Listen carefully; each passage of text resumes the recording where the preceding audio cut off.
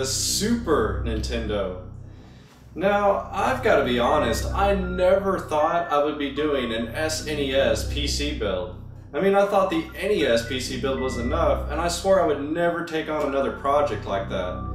But a lot of you have been requesting it, and I can't think of a better way to celebrate its 20th anniversary.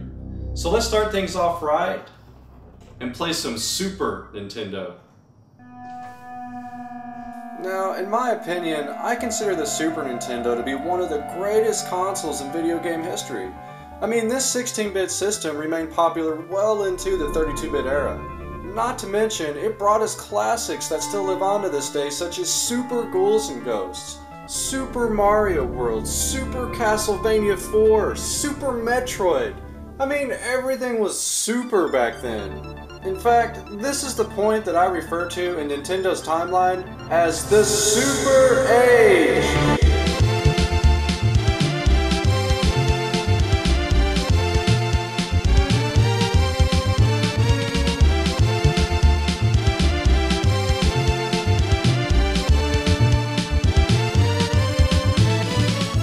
Now, it goes without saying that the Super Nintendo was in every way superior to the original NES. I mean, better games, better controls, better music. And speaking of music, would you ever believe that we had 16-bit Rickrolling?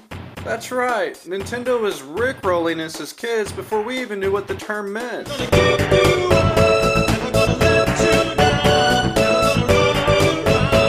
I mean, damn, that's impressive. And if you don't believe me, just play Chrono Trigger. Anyway, let's move on to the build and get to work. Now, we'll begin by making some comparisons with the NES PC. And the biggest issue I had with the NES PC build was that I sort of cheated by cutting a hole in the bottom of the enclosure. I mean, it was the only way to properly cool the system. Now, I want to avoid that with the SNES build, so this time I'm going to try for a sleeper look. That is, the exterior should look nearly identical, if not exact, to a normal Super Nintendo. And that means no huge-ass exhaust port anywhere on the system.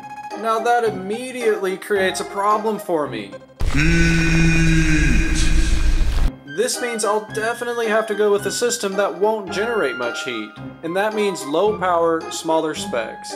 But that's another problem for me since I use Hyperspin for the arcade front end. I mean, Hyperspin was the one reason that the NES PC had to run with a somewhat powerful CPU. And even with that, I could barely manage to run Hyperspin with most of its basic features enabled. So if I want a sleeper look, I have to figure out a build that will use less power and less heat, but still allow me to run Hyperspin. And if that's not enough, I have an even bigger problem. Let's open up the SNES and look inside. Now, let's make another quick comparison to the NES. Look how much space there is with the Mini ITX motherboard mounted inside. Now, look at the SNES with the same board. I mean, look at that! It barely fits! There's almost no room for cabling or anything! But let's not jump to conclusions just yet. I mean, we need to take it apart first, so let's go ahead and get that out of the way.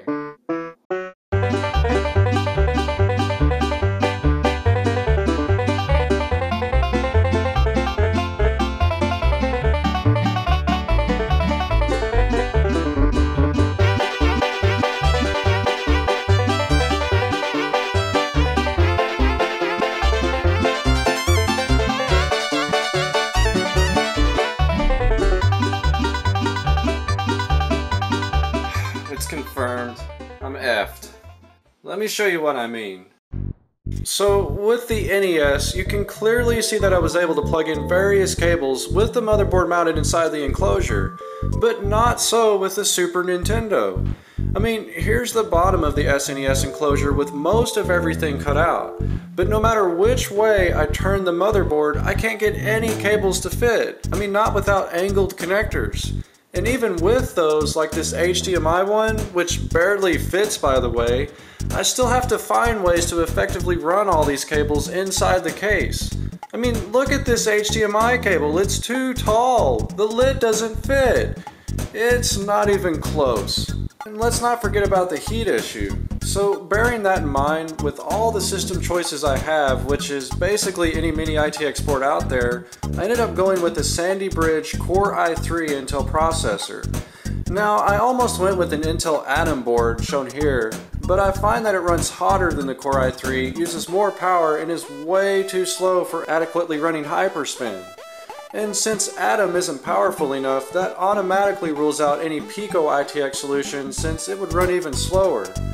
Now, I also decided against using a laptop system board because those can get expensive and can be kind of hard to find.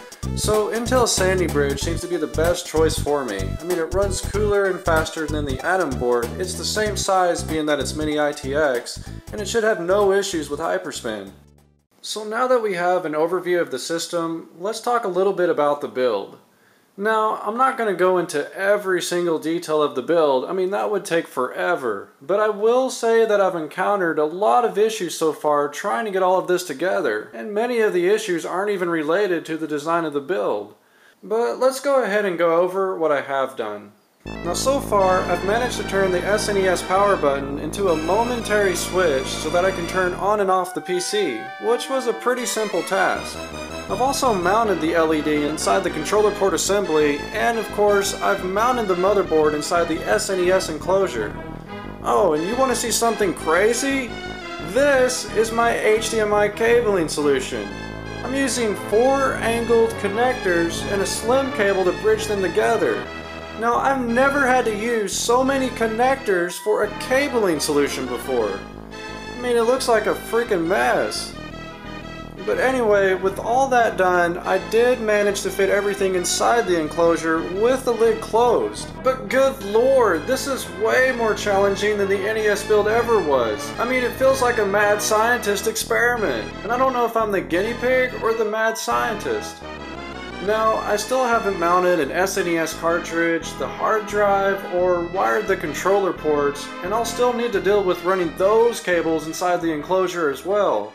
But before I go any further, I need to test out this unholy abomination and officially bring it to life. I'm not sure what I'm about to bring into the world. I mean, I'm kind of afraid. But I've come this far, so I at least have to try. So hold on to your butts. Let's see what happens.